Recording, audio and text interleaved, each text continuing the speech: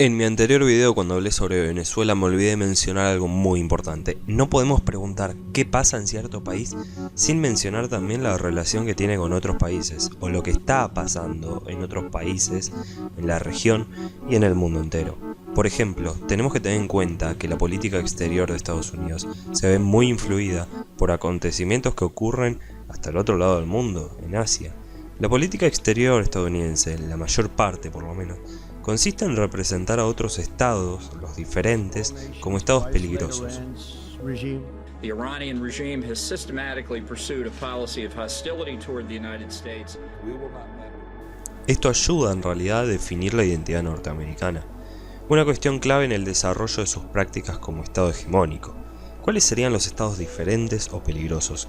Aquellos que no coinciden con los valores de la modernidad, la racionalidad o el neoliberalismo, más recientemente, valores que provienen de Occidente y que desde la conquista de América, Asia y África han sido considerados como valores superiores.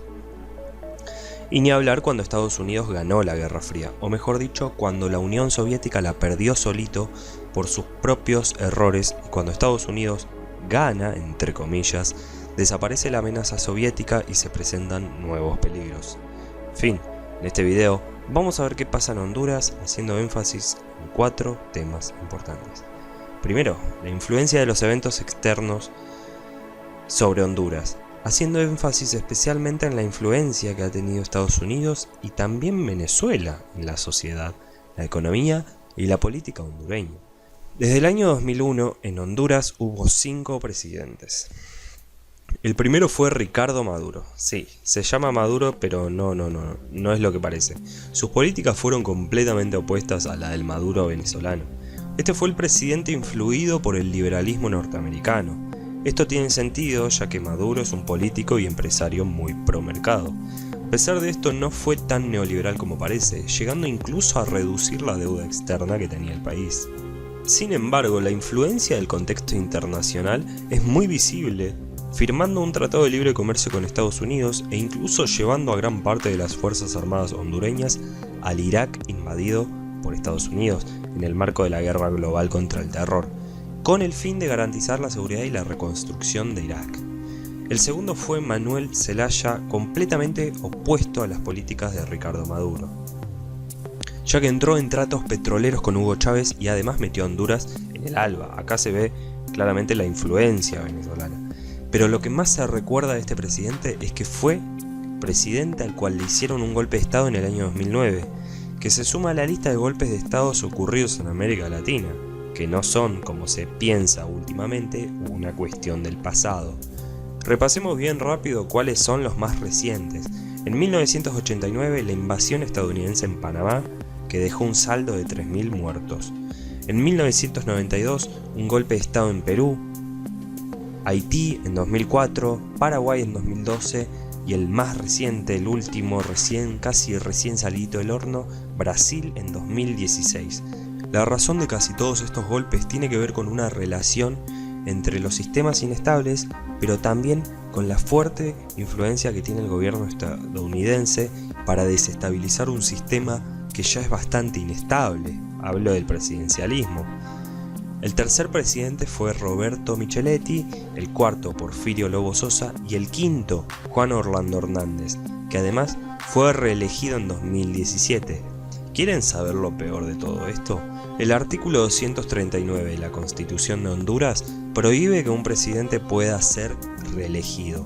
A Manuel Zelaya, en 2009, lo sacaron con el pretexto de que se iba a presentar para un segundo mandato.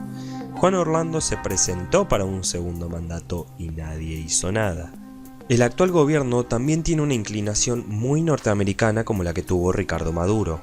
Juan Orlando Hernández, que permitió la entrada de 300 marines del ejército estadounidense y además va a enviar una misión a Israel con el objetivo de empujar un acuerdo de cooperación entre Israel y Estados Unidos. Tengamos en cuenta que la situación en Medio Oriente está muy inestable por los conflictos recientes que está teniendo Estados Unidos con Irán y un conflicto que ya lleva mucho tiempo entre los países de la región, específicamente entre Arabia Saudita e Irán.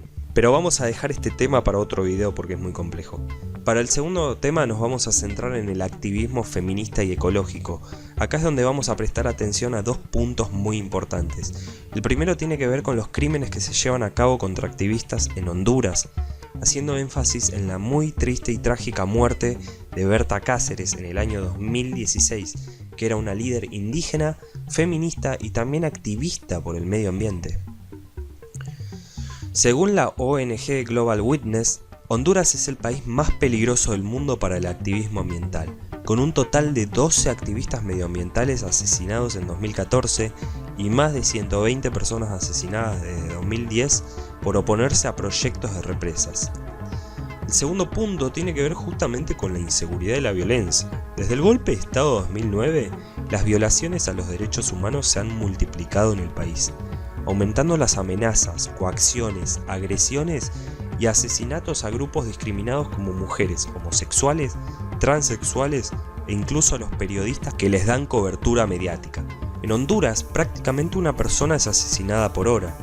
En 2012 fueron asesinadas 7.172 personas y entre 2010, 2011 y 2012 fueron asesinados más de 20 periodistas y más de 10 abogados.